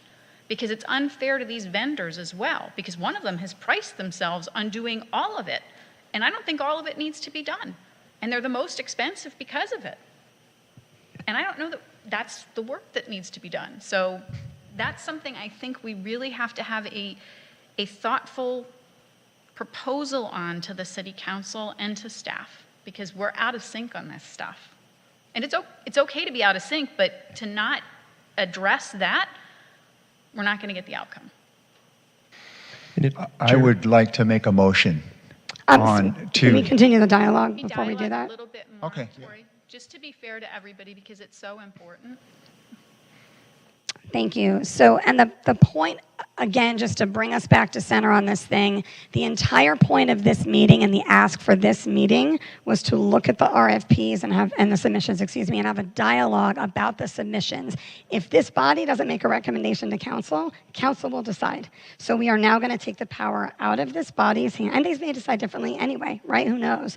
But we will take the power out of this body's hands and out of the public's hands and leave it fully to council. And if that's what everybody wants to do, that's fine. But we are here to make a decision and a recommendation. I don't disagree with what Vice Chair Balbone is saying, and I referenced it earlier myself. What I will say is that I'm not holding weight to the CPE study. I've said it repeatedly. Without LGBTQ inclusion, it's a full stop for me. So I'm thrilled that there's going to be a study there. I agree with you. These things aren't, put together in a way that executes them, with any in a symbiotic way where they can, lend themselves to each other and engage the processes for each other. I don't know that that means we need to hold this back. I wanted to make two other points just for Commissioner. I'm going to ask you to hold off on that because you did speak it for a very lengthy time before. I do agree with Vice Chair Balbone, and I think we should have a discussion, which I think is great when we discuss things and how we want them to move forward. Annie, that's the last time. That's the last time. So with that being said, I don't disagree with you, Vice Chair. A lot of things seem out of sync. Does anyone else have anything they want to contribute before we get to motions? I just want to I'm seeing two conversations happening here, right? There's a conversation that is desire for a West Hollywood Police Department, the benefits, also the drawbacks, but there's also a conversation about whether this is in the realm of possibilities. And I think what a lot of people are saying, myself included, is we may not need a study to tell us that we can't afford this. That there are many things that we may want, but it's just simply we cannot afford it as a city. And when you look at the two budgets, I just don't see how, where the disconnect is. Beverly Hills is a city of the same population, 3 times the geographic area. They don't increase in size like we do, nights and weekends. They don't have the bar scene that we have. They don't have the nightlife that we have. So they have some similar needs and some different, but they're spending 4 times what we're spending on police to have their own department. And I understand we could do that for a fraction of that, but there's a disconnect here. Why do we need a study to tell us that we can't afford a $75 million police force or a $100 million police force? Common sense says that. Like that's I think the frustration is that there's a common sense approach here. All of these, between $91,000 and $363,000 to tell us that we can't afford this, I think is the frustration for myself and others. Before we move on, I think it would be good if we took a 10-minute recess. Commissioners, we can meet in the back. Commission Secretary, if you will escort us to the back. And we will be back in 10 minutes.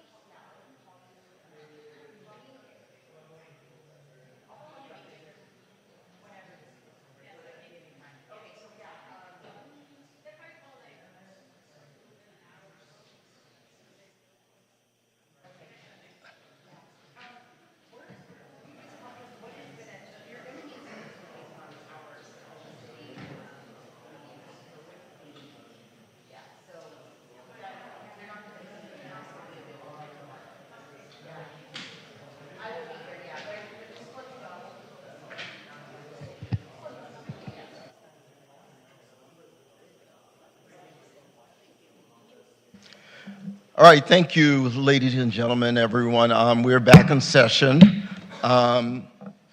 We felt it was necessary just to take a small pause.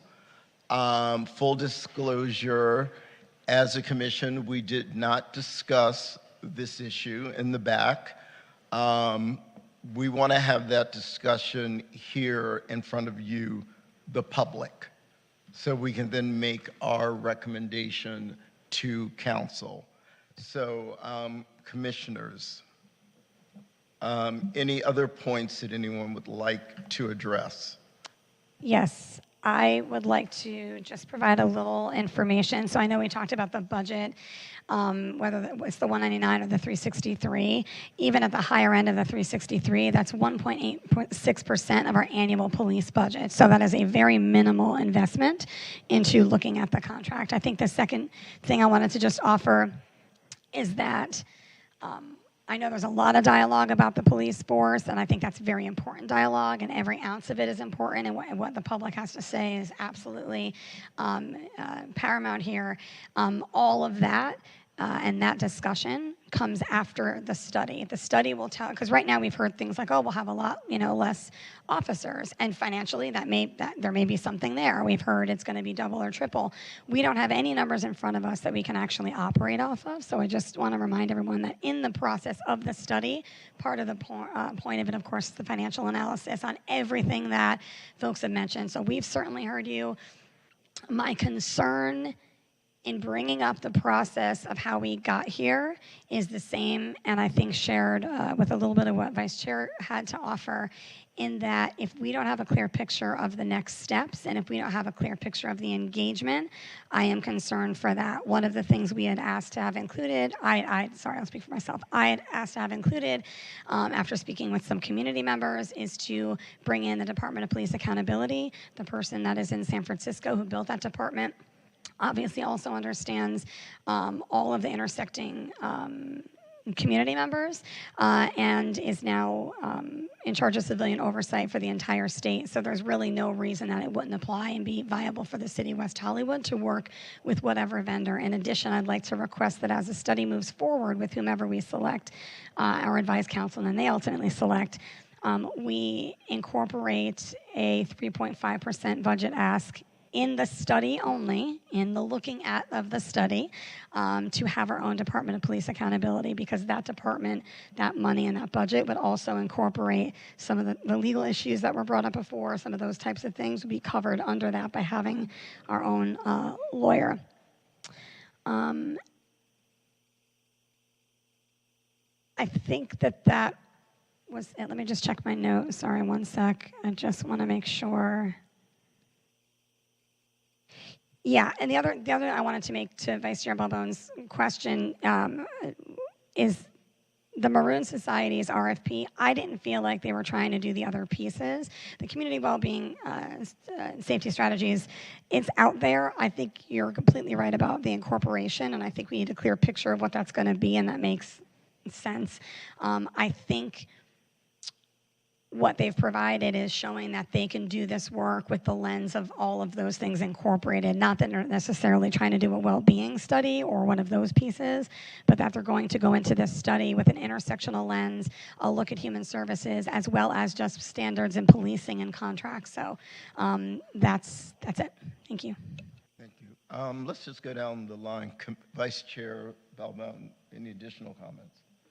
No, not at this time. Okay. My mic was not on, sorry. No, not at this time.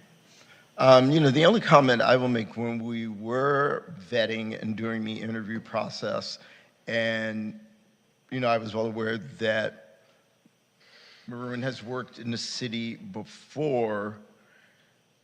When it came down to this particular project, and we were each asked to put forward, our top three in the order that we thought they should poll.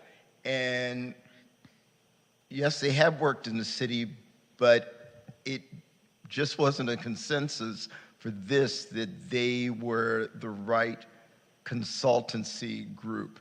And we independently had to do our own thing, and we all kind of came to the same conclusion, which is why the consultancy firm that was selected was selected. Commissioner Oliver. And Commissioner Berger. I really like, I agree with Commissioner Oliver about the costs. And I don't know if you guys will remember that Kristen Cook did bring the costs of this to council. So they have a pretty good idea about all of this that Commissioner Oliver spoke about. I agree with Commissioner Balbone that we need to weave all of this together. And so I just believe, I really believe that we should make a recommendation to pause this until after the CPE study. That's what we make a recommendation to council. I just feel like that's the right thing to do because of everything else that we've mentioned. There's a whole lot of things going on. And so they can bring, staff can bring what they want to city council, but it's our job to try to represent the residents, and this is what I'm hearing, and that's what I believe I'm hearing from the commissioners. So I would like to motion to do that, to pause this until after the CPE study. Do we have Director Rivas, you'd like to say something? Let me turn on my mic. I was just going to touch on just a few things that some of the commissioners had mentioned. So the Center for Policing Equity is not an analysis or study that the city is actually paying for. The city did enter into an agreement. They are a nonprofit organization that studies bias as it relates to law enforcement practices with different police departments across the nation. So I just wanted to make mention of that and to clarify for everyone that the city did not enter into a financial contract, right, and is paying for the services of that. But what the Center for Policing Equity will be studying, and what they have been studying, is information, data from our West Hollywood Sheriff Station as it relates to pedestrian stops and traffic stops and those types of activities, and identifying areas of improvement. And so that study, as mentioned, is expected to come back to this body and to the City Council for review by the end of the second quarter of this calendar year. So that being June, we would see some type of report making its way back to the commission. In terms of this feasibility study and kind of the comments that have been mentioned as it relates from some of the commissioners and some of the members of the public, this project is essentially a data-driven project for a proposed consultant to look at our current contract, evaluate and analyze calls for service, where these calls for service are occurring, right, which days, which times, looking at the level of personnel and all of the services that are being provided, some of which that many of the members of the public had mentioned, right? If it's increasing personnel during major events such as Pride, and really taking a look at everything in its totality, evaluating that, looking at the current resource deployment, and then based off of that information and assessment, then proposing what it would look like from a cost perspective of the city of West Hollywood, considering, and I want to stress considering to make a decision for the city to establish its own police department. So a lot of the questions that I've heard, or even statements really of, what is the cost going to be to have our station, what is the level of personnel, all of that is what's really being considered as a part of this project and the selection of the consultant.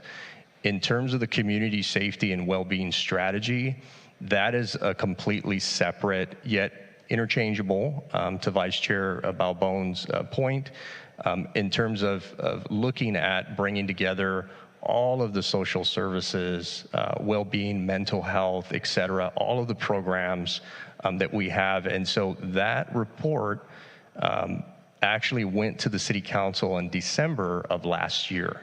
So the final report did get presented to the City Council. There were a number of outreach sessions as it relates to building that final report, which began in spring of last year. And so the next step in the community safety and well-being strategy plan is for there now to be an internal working group of different divisions and different departments based off of the input and feedback that came from community members, based off of the input and feedback that came from different bodies and the City Council, to have those divisions and departments start moving forward with those initiatives. So again, this specific request for proposal and the scope of work is to evaluate our current contract from a resource deployment, calls for service, very data driven, and ultimately by looking at that data, right, they would be able to look at what would it take right now for us from a cost perspective to have our own police department, if that's something to be considered. There has not yet been a decision made in terms of whether or not the city is going to move forward in that direction. This is the first step, and it's a very important step, though, in the process, right, of selecting somebody that has the level of experience. And based off of our review and assessment as a review panel as a whole, that's what was looked at, is making sure that somebody that has performed these types of analysis as it relates to police departments in California. I did have an opportunity to look at the request for proposal from Matrix, and listed on page 2 and 3 of their RFP, which is attachment B to the staff report. There is listed 19 different agencies specific in California. The City of Commerce that I mentioned earlier, they're not on that list in 2 and 3, but we did do a reference check, as I mentioned, and they did perform a study in terms of evaluating their Los Angeles County Sheriff's Department contract and the possibility of them considering to have their own Commerce Police Department. But my understanding is they did not move forward with that approach. They still continue to contract with the Los Angeles County Sheriff's Department. However, there have been plenty of other projects and studies that Matrix has completed that have provided the information to allow the City Council for those different cities or Board of Supervisors, as they did perform a study as well for Riverside County and other cities that contract with them, to provide recommendations, not in terms of whether to have their own police department or not, but here is what we found, when we did the study, when we looked at the data, and this is what it would cost. The second step, if the City Council decided at that point upon review, if this does move forward, would be to look at another consultant to do the implementation phase. So that would be a completely separate request for proposal process. But a part of this request for proposal, as you've seen, also is that there is a community engagement component. So, they will be doing outreach in the community, hearing from stakeholders, but the primary focus, of course, is data-driven. It's looking, again, at the calls for service and the cost of the services that are currently being provided, looking at ways of improving those services in our current contract, but also, again, providing us with a view of what it would take from a cost perspective and answer a lot of the questions that were brought forth. So I just wanted to provide those comments as the commission moves forward. But again, certainly valuing and respect all the commission's, all the public's comments and taking those into account. If the commission makes a recommendation, then obviously that is what would be included in the staff report when it goes before the City Council. Thank you, Director Rivas. With that clarification, commissioners, any other questions?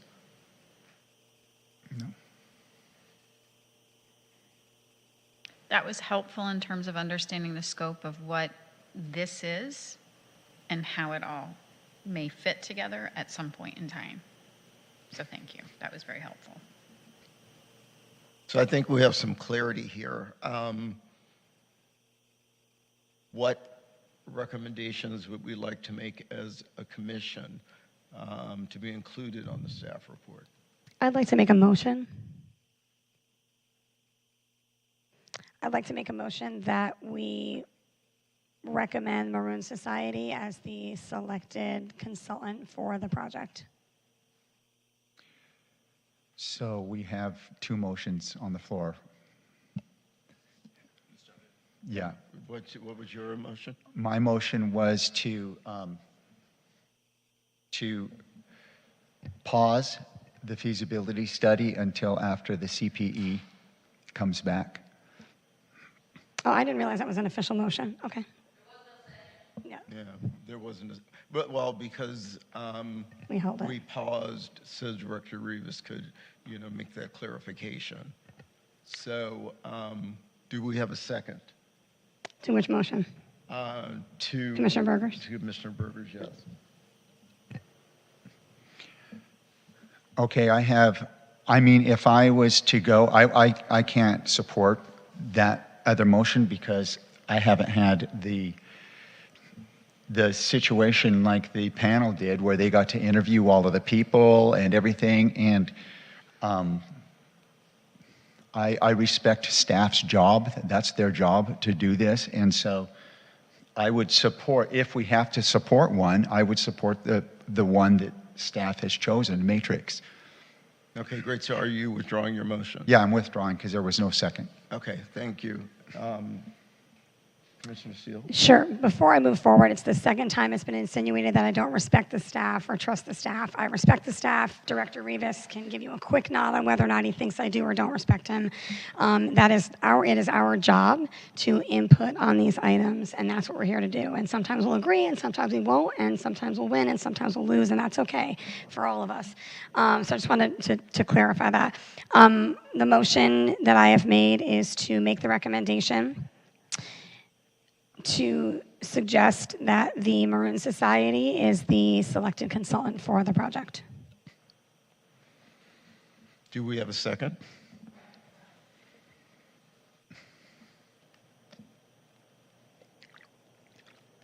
Okay, well, we need a second for the motion to move forward, correct? That's correct. All right, so with that being said, Commissioner Berger withdrew his motion. Commissioner Steele did not get a second to her motion.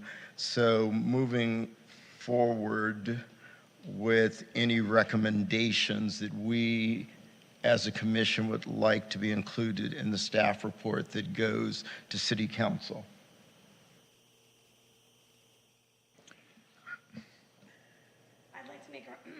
I'd like to make a recommendation that I don't know if it's attached to this. Moving forward, the city should not be utilizing vendors that are not LGBTQ and are intersectional. I wildly disagree, and I think we're starting it wrong. The Social Justice Task Force folks don't agree with this decision. Other community members don't agree with the decision, and I think we're really missing the beat on this entire process. So that's all. Okay, again, is there anything that we want to be included in the staff report from this commission? I think just the comments from the residents and the comments that we've all made, and that's it. I mean, they're probably taking notes. Can we do a motion to deliver that in a memo form to council? Just the different, since it doesn't seem like we have an agreement for a second on a motion.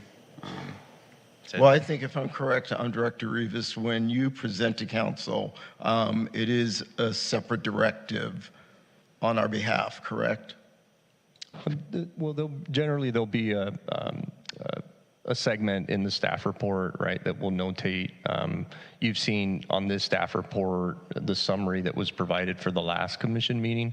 So that essentially would be mirrored for this commission meeting this evening, is taking into account all of the commissioners' comments and feedback to the extent possible, summarizing those, as well as mentioning all of the public comments that were made and reflecting that separately under the date. So it would be included in the staff report for the item when it goes before the city council. Okay, thank you. This is our opportunity, everyone. Is there anything else? In that memo, if there's support and agreement, one of the things that I think is very important is to articulate the bodies of work in the way that you did for us, because to me, that made this clearer. And it helped me to understand how to evaluate these RFPs without being completely present in the process, right?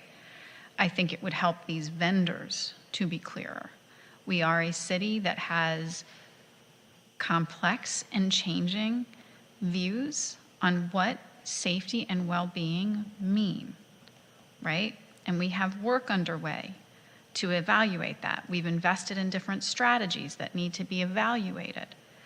This specific effort is about what does it take to get two things.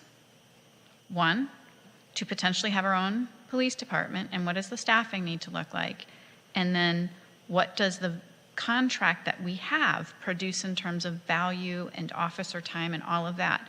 That is different than a holistic safety and well-being strategy in my mind. And that is why I believe it's been so hard to get clarity on this topic for me. And that's why I have a struggle with these vendors, because I do believe that one of them did answer a much more comprehensive approach. But that's not what we're asking for in terms of what this is meant to be. That needs to be laid out clearly for the council and for the community, because it's been elusive to this point. And I don't know how we do that, and I don't know if there's agreement for that. But this is a beefy topic for everybody in this community, and we've just got to get it clearer. And if this is meant to evaluate staffing levels with the current police contract and what it might take to have a new contract with them, or what it might take to have our own police force, that is different than a whole safety and community well-being strategy. And I will say this, I tend to agree that we know what the cost will be. And if we're really invested in community safety and well-being, that money is better spent in some of the strategies we've already talked about as a community and that are already presented in that community safety and well-being work. I don't know that there's support for that, but I agree with Commissioner Oliver on that. Understood, Vice Chair. Yeah, I agree with Commissioner Oliver and Vice Chair Balbone on that we should have that included as part of our representation from public safety. It sounds like there might be support for maybe a slightly tweaked recommendation. I think perhaps consider a motion to council to consider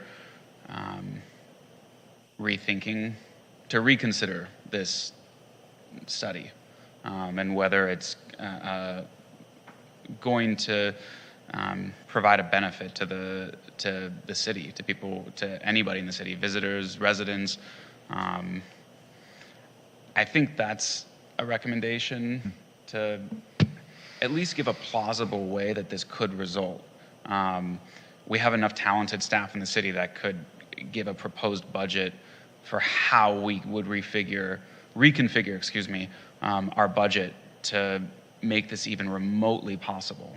That's what I'd like to know. Like, that's the thing that's missing in this for me is how do you squeeze out of a $150 million budget the $106 million that Beverly Hills is spending, or even 2/3 of that? That's what I haven't heard in this entire process is how this is even remotely possible. I don't disagree on the merits, many of the merits, and I also don't disagree with my colleague, my fellow commissioner, that we should not be considering, for example, a vendor for any RFP that doesn't have a single female, correct? Yeah,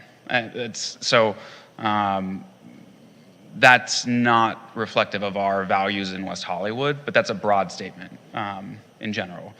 But for this, I think that there's something that we can come up with for council, essentially to say, like, can we look at this from a realistic perspective before we spend $200,000 that could go to social services, that could go to, we do a lot of studies in this city, right? Like, I mean, anybody who's in the study business, I guess they've chosen the right industry. We have a lot of studies, and this is yet another one. $200,000, those are real dollars. Like, that's it. A lot of housing. It's a lot of housing. That's 200 people, rent subsidies for 200 people who might be facing eviction, $1,000. So what is your recommendation, Commissioner Oliver? I'd say, and maybe perhaps one of my fellow commissioners can help. Reconsider. Commissioner Berger's motion. like that word. To reconsider the need for this. Also, my understanding is this process began when the former sheriff was in office, and had the election turned out differently, perhaps this might be a slightly different conversation. But I do think when we have a reformer in office, we should try to work with that reformer to make changes for what is a practical, dollars and cents practical contract for our city. So are we all in agreement that we would like this portion mentioned by Commissioner Oliver to be included as well? I'd like Commissioner Berger to re-enter the motion on the floor. I agree. And for my money, this was presented by Commissioner Roche, who sat on this commission, and the center of that entire work was DEI. And if this isn't done with an intersectional lens, I'd rather not see it done. And I also have heard from folks that feel the same way, that will be voicing their voice directly to council. So I would love it if Commissioner Berger would consider re-entering your motion on the floor. Up to you. I mean, the motion that you just made is, I think, is better. I guess in just a few words, to reconsider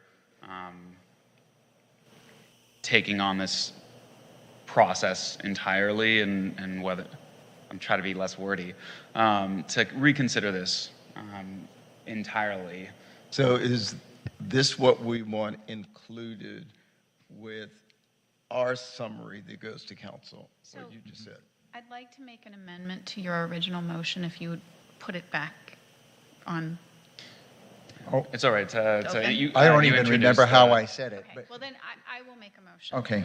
I would like to move that we make a recommendation to City Council that this process be reevaluated, and that reevaluation include the fact that we do have a new sheriff, that we have a community safety and well-being study that is underway that we need to glean insights from. We've got the Center for Police Equity that is going to come back with insights, and that until we resolve those items and are very clear about what we want out of this study and how the RFP needs to better reflect all of the elements that this community wants to see, we should table this process, is the recommendation of this committee, and perhaps consider using these funds for known issues that we all already see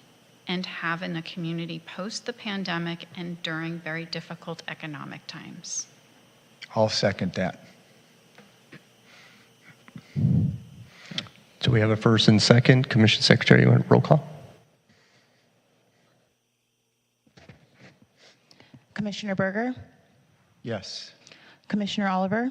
Aye. Commissioner Steele? Aye. Vice Chair Balbone? Aye. Chair Hallman? Aye. Motion carries. All right, thank you. Commissioners, anything else additionally before we adjourn? Also, just to clarify, the way this meeting was structured, there was not a second slot for public comments. I do have something. I have Okay. two things. One, I know this meeting got heated, and I will say something, and it is not meant to be a personal attack on anyone. I never find you to be disingenuous. I find you to be incredibly passionate. And I do think that this was a topic that was very difficult because it was not clear. And we did not have clear instruction from the council. And I think that's because the council was changing too. I think we got to a very good answer. And I think this was a tough meeting to also chair. So thank you. And I'm sorry if you were called disingenuous or anyone got the impression that you are less than supported by this group. I also wanted to share, this will be my last meeting, and I'm going to get upset. You gave away your tissues, so. I am going to be moving, and this is a very hard city to leave. And I really respect all of my fellow commissioners, and mostly I respect the residents of this city for coming here and speaking out and showing up. And one of the reasons I got involved was sitting in this council chamber in a very difficult debate, watching people hotly contest an issue and walk out as neighbors, respecting each other and making space for each other. Now, I will say in the last few years, I don't know that we've been as good about making space for each other, but I feel like it's coming back. So I just want to thank everyone for what you've given me. I will carry it with me. And I don't think you actually leave West Hollywood ever. I don't think you can. Lastly, I did bake some cookies.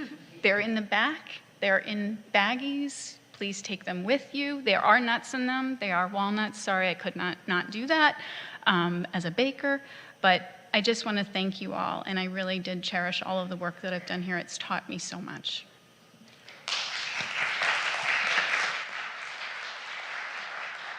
Well, Vice Chair Balbone, you will be missed. When I started on this commission, my role models were you and Vice Chair Roche. I wanted to have the strength and understanding.